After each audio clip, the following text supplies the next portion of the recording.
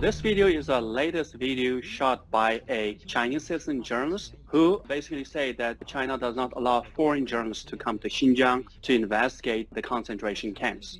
So he took it upon himself, he decided if the foreign journalists are not allowed to come and go, as a Chinese, I can travel and find it for myself. So he did read a lot international media reporting on the camps, the detention of more than 1 million Uyghurs, and he specifically cited the BuzzFeed report, because in the past couple of years, BuzzFeed has been also at the forefront to report on the camps.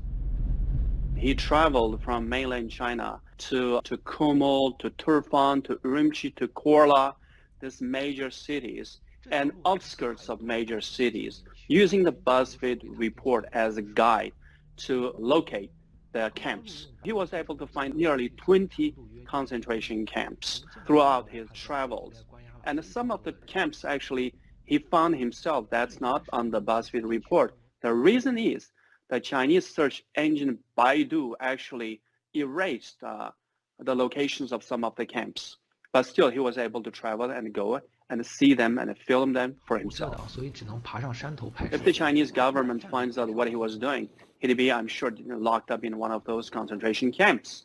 But he bravely took this upon himself as a mission to go to track and basically to confirm exactly what the RFA Uyghur Service and other international media have been reporting. China locking up more than 1 million Uyghurs in these camps. While BuzzFeed and other international organizations, they all geolocate the camps using satellite images, he was a person who actually went to all of these camps and video recorded one by one.